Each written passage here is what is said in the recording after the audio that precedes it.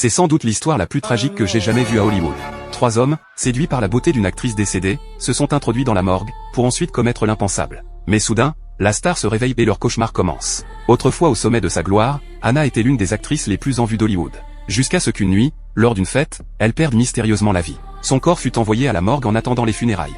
Le responsable des lieux, un homme dérangé, reconnut immédiatement la célébrité. Au lieu de lui rendre hommage, il la prit en photo et partagea les clichés avec ses amis. 2 d'entre eux accoururent à l'hôpital, poussés par une curiosité malsaine.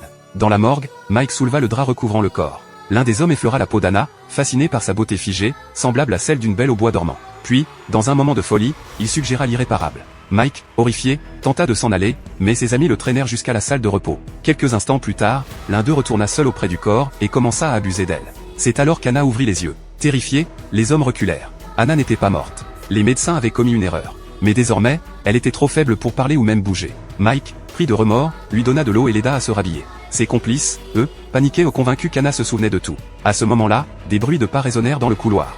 Le personnel de relève arrivait. En urgence, ils recouvrirent Anna et éteignirent les lumières. Par chance, ce n'était qu'un livreur de cadavres. Sous le drap, Anna tentait désespérément de signaler sa présence, mais sa faiblesse l'empêchait de bouger. Elle haletait, espérant que quelqu'un l'entende.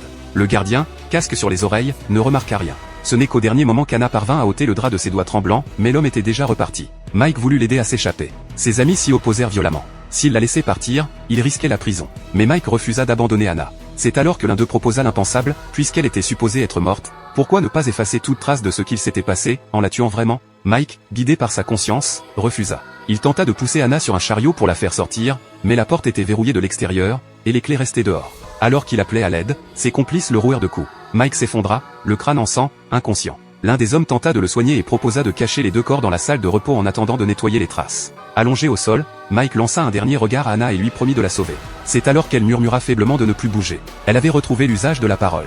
Peu après, un employé ouvrit la porte. Anna cria à l'aide mais fut aussitôt bâillonnée. Son cri était parti dans le vide. L'un des hommes quitta alors les lieux, habillé en personnel hospitalier. Mais entre-temps, Mike avait perdu trop de sang. Son cœur s'était arrêté. Le regret envahit ses bourreaux, et Anna perdit son unique chance de salut. Lorsqu'ils réalisèrent que Mike était mort, l'un d'eux voulut enfin appeler la police. Mais l'autre refusa, pas question de finir en prison. Il devait décider quoi faire. De son côté, Anna rassembla ses dernières forces, roula au sol et attrapa le téléphone de Mike. Elle appela son père, réussissant à lui dire seulement qu'elle s'était réveillée, sans rien révéler de l'horreur qu'elle avait subie. Les hommes vérifièrent l'historique de l'appel. Elle disait vrai. À ce stade, ils n'avaient plus le choix, ils devaient la laisser partir, en priant qu'elle garde le silence. Mais au même instant, le téléphone de Mike se remit à sonner.